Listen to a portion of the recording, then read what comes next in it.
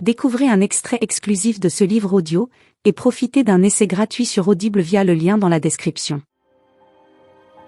Chien Bleu la regarda longuement, puis il fit demi-tour et disparut dans la nuit.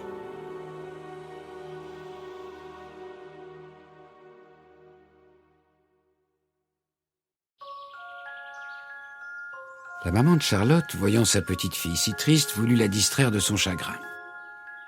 Par une belle journée, elle l'emmena en pique-nique, dans les bois. Après le déjeuner, elle lui tendit un petit panier et lui dit « Regarde bien le long des chemins et sous les buissons, je suis sûre que tu trouveras des fraises des bois. Mais ne t'éloigne pas. » Charlotte s'enfonça dans le bois. Comme elle trouvait de plus en plus de fraises, sans s'en rendre compte, elle s'éloigna de plus en plus de l'endroit où ses parents pique-niquaient. Quand le panier fut plein, elle voulut retourner sur ses pas. Mais elle se trompa de chemin et alla dans le mauvais sens.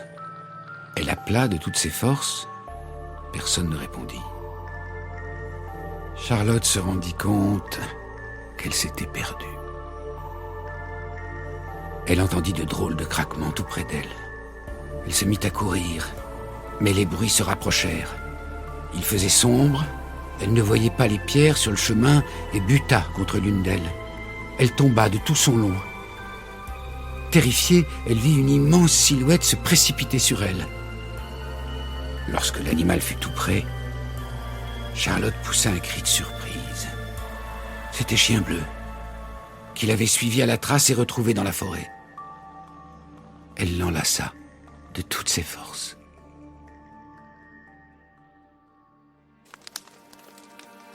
« Tu vas me ramener à la maison ?» demanda-t-elle. « Il faut s'abriter pour la nuit, » répondit Chien Bleu. « Il ne faut pas réveiller l'esprit des bois. Demain, nous rentrerons. » Il trouva une caverne dans les rochers, ramassa des brindilles.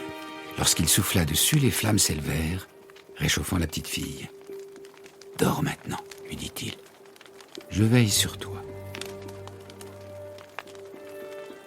Mais au cœur de la forêt profonde, une odeur inconnue réveilla l'esprit des bois. « Qui est entré dans ma forêt sans ma permission ?» gronda-t-il. Transformé en panthère noire, il se glissa silencieusement à travers les herbes.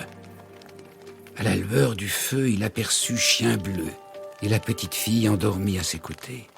« J'en ferai bien mon dîner, » se dit. Livre audio complet gratuit disponible en description de cette vidéo.